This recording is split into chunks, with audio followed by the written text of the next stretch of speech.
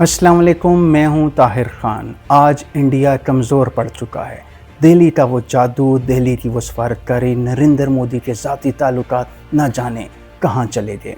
दुनिया को बताया जाता था कि नरेंद्र मोदी सफारती ताल्लुकात ज़ाती बुनियादों पर चलाते हैं। नरेंद्र मोदी बैरूनी सरबराहान को ऐसे मिलते थे जैसे वो उनके बचपन के दोस्त हों। दुनिया के साथ अपने वोटर्स को, अपनी आवाम को भी बताया जाता था कि उनका लीडर दुनिया का बेहतरीन सरबराह है।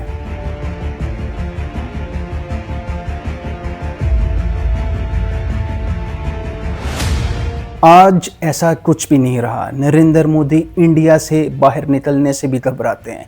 नरेंद्र मोदी एक तवील अरसे से सदर ट्रंप से भी दूरी इख्तियार किए हुए हैं।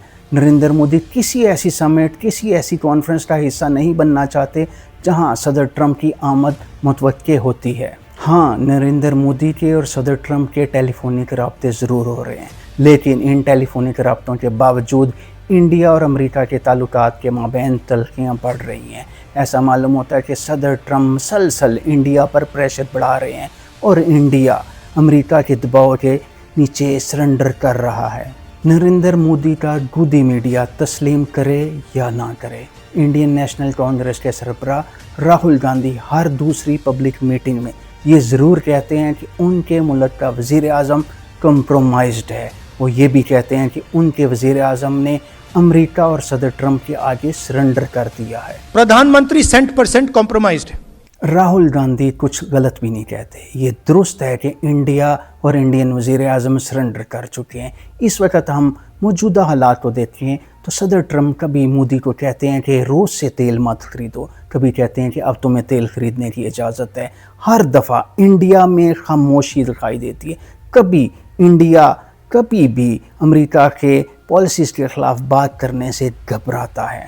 सदर ट्रंप इंडिया की और इंडियन वज़ीर आज़म की तस्दीक करने से भी बाज नहीं आते। सदर ट्रंप कभी नरेंद्र मोदी की इंग्लिश की नकल उतारते हैं, कभी इंडिया के बारे में कहते हैं कि इंडिया इज़ हेल होल, लेकिन इंडिया से और दिल्ली से क्या रिस्पॉन्स आता है? खामोशी इख्तियार की जाती है। दिल्ली से कोई रद्द-ए-अमल नहीं आता। ये आज का वो इंडिया है जिसका गुज़िश्ता 12 बरसों से नरेंद्र मोदी वज़ीर आज़म है। इस कहानी के पस मंज़र में भी एक तवील दास्तान छुपी हुई है। सदर ट्रंप की इंडिया पॉलिसी माजी के सदूर की निस्बत इंतहाई मुख्तलिफ है। सदर ट्रंप की पॉलिसी में इंडिया फिट नहीं होता। सदर ट्रंप की पॉलिसी के मुताबिक अमेरिका को इंडिया की ज़रूरत नहीं। माजी के अमेरिकी सदूर की बात की जाए, चाहे जो बाइडन हो, चाहे बाराक ओबामा हो, चाहे जो बुश हो, सब की कोशिश थी कि इंडिया को हम ताकतवर बनाएं, इंडिया को चीन के मद्दे मुकाबल एक बड़ी ताकत बनाएं। लेकिन ट्रंप कुछ और ही सोचते हैं। माजी के अमेरिकी सदूर ने एक पॉलिसी के तहत इंडिया को ताकतवर करना शुरू किया। इंडिया को तमाम ग्रुप्स में शामिल किया जाने लगा। एक पॉलिसी के तहत इंडिया को क्वाड में शामिल किया गया। ये वो ग्रुप है जिसमें इंडिया के अलावा दीगर ममालिक में अमेरिका, ऑस्ट्रेलिया और जापान शामिल थे। मकसद क्या था? इंडिया को चीन के मद्दे मुकाबले एक बड़ी ताकत बनाया जाए। इंडिया के साथ दफाई माहिदे किए गए। इंडिया को मगरबी असला फराम किया जाने लगा। मकसद सिर्फ एक था, चीन को कमज़ोर करना, चीन के मद्दे मुकाबले इंडिया को खड़ा करना, ताकि इंडिया चीन को ललकार सके। इंडियन वज़ीर आज़म नरेंद्र मोदी का अमेरिका समेत मगरबी और यूरोपीय ममालिक में रेड कारपेट इस्तकबाल होने लगा।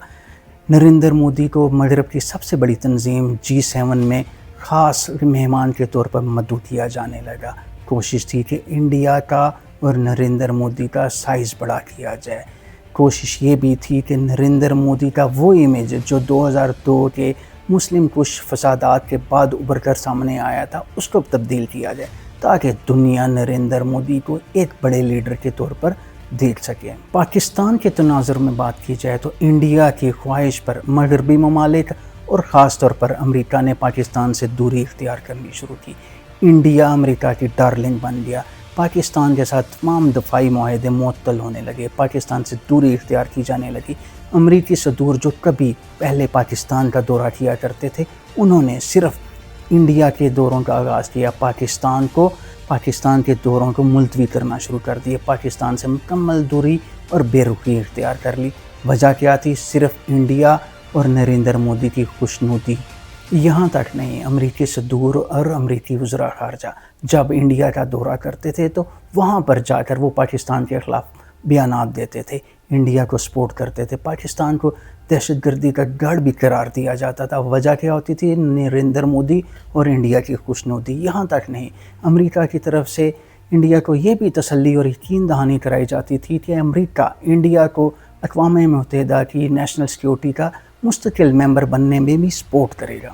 In the years ahead, I look forward to a reformed United Nations Security Council that includes India as a permanent member. آج جو ہم انڈیا کی معاشی ترقی کا سفر دیکھ رہے ہیں، اس کے پس منظر میں بھی سب سے اہم امریکہ اور پھر یورپی ممالک ہیں۔ ایک پالیسی کے تحت انڈین شہریوں کو دنیا بھر کے ویزے دیے گئے، ایک پالیسی کے تحت انڈیا کی معاشی ترقی کا سفر کا آغاز کیا گیا تاکہ انڈیا چین کے مد مقابل ایک پاور بن سکے۔ انڈیا کو چھوٹ دی جانے لگی۔ ایک طرف انڈیا کو اجازت تھی کہ وہ روس سے اسلحہ خریدے، روس سے تیل خریدے، دوسری طرف انڈیا کو ایران کے ساتھ تعلقات بڑھانے کی بھی اجازت دی گئی۔ انڈیا کو اجازت دی گئی کہ وہ چابہار پورٹ پر سرمایہ کاری کر سکے۔ انڈیا کے لیے امریکہ اور واشنگٹن کا نرم رویہ انڈیا کی معاشی ترقی کا سب سے اہم پہلو بنا۔ یہی وہ دور تھا جب انڈیا کو محسوس ہوا کہ وہ ایک بہت بڑی عالمی طاقت بن چکی ہے۔ انڈین حکومت اور انڈین انٹیلیجنس ایجنسیز نے دنیا بھر میں اپنا نیٹ ورک بڑھانا شروع کیا، خاص طور پہ یورپ، آسٹریلیا، کینیڈا، امریکہ میں کلنگ نیٹ ورکس بھی کریٹ کیے۔ کلنگ نیٹ ورکس ان کے خلاف استعمال ہوتے تھے وہ سب شخصیات جو انڈین حکومت کی نیگیٹو لسٹ میں شامل ہوتے تھے۔ انڈین انٹیلیجنس ایجنسیز اسی طرح ایکسپوز بھی ہونا شروع کی۔ کینیڈا میں ہرجیت سنگھ نجر کا قتل ہوا، انڈین انٹیلیجنس ایجنسی اس کے پس منظر میں تھی۔ کینیڈین حکومت کی طرف سے انڈیا پر الزام لگایا گیا کہ انہوں نے ان کے شہری کو ان کے اپنے ملک میں نشانہ بنایا۔ یہ وہ پوائنٹ تھا جہاں پر Indian intelligence agencies Narendra Modi سرکار دنیا بھر میں اور خاص طور پہ مغرب میں ایکسپوز ہونے لگی۔ کینیڈا اور انڈیا کے تعلقات میں تلخیاں پیدا ہونے لگی۔ یہ وہ صورتحال تھی جب دنیا بھر میں، امریکہ میں، خاص طور پہ کینیڈا میں انڈین انٹیلیجنس ایجنسیز انڈین عہدیدار روگ ایجنسی کے عہدیدار کہلانے لگے۔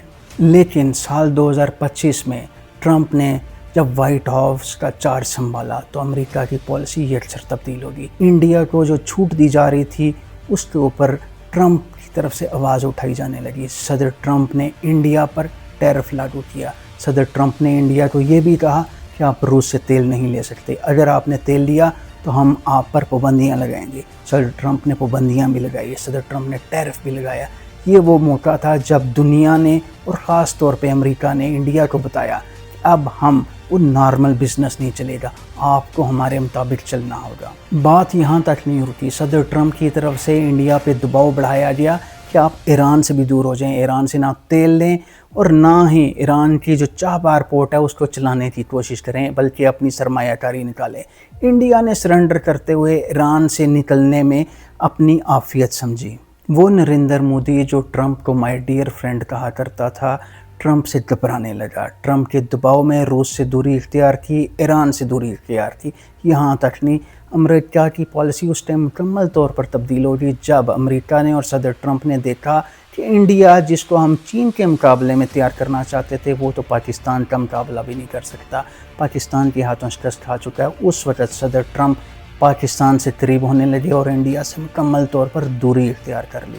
آج کا بھارت اور آج کے بھارت کی ڈپلومیسی دنیا کے سامنے بے نقاب ہو چکی ہے۔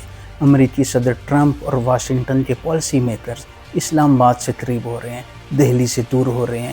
آج امریکی صدر ٹرمپ پاکستان کی تعریف کرتے ہیں، آج امریکی صدر ٹرمپ پاکستانی وزیر اعظم شہباز شریف اور پاکستانی فیلڈ مارشل عاصم منیر کی تعریف کرتے ہیں، جبکہ انڈیا کے بارے میں وہ ہمیشہ برے الفاظ استعمال کرتے ہیں، انڈیا کی برائی کرتے ہیں، انڈیا کی تہذیب کرتے ہیں۔ انڈیا کی نسبت آج پاکستان کی سفارتکاری کی اور ڈپلومیسی کی دنیا بھر میں تعریف ہو رہی ہے۔ دنیا بھر کے ممالک کے سربراہ پاکستان کی تعریف کر رہے ہیں، خاص طور پر امریکہ اور ایران کی جنگ بندی کے حوالے سے پاکستان کی تعریف کی جا رہی ہے، جبکہ انڈیا آج تنہا محسوس کر رہے ہیں۔ انڈین جو سربراہ ہیں، انڈین اپوزیشن لیڈرز ہیں، وہ بھی کہہ رہے ہیں کہ نریندر مودی کی سفارتی پالیسیز کی وجہ سے آج انڈیا آئسولیٹ ہو چکا ہے، انڈیا دنیا سے دور ہو چکا ہے۔ آج کے ویلاگ کو کنکلوڈ کرتے ہوئے مختصر الفاظ میں ہم یہ بھی کہہ سکتے ہیں کہ ایک تو انڈیا آئسولیٹ ہو چکا ہے، دنیا سے دور ہو چکا ہے، دوسری سب سے اہم بات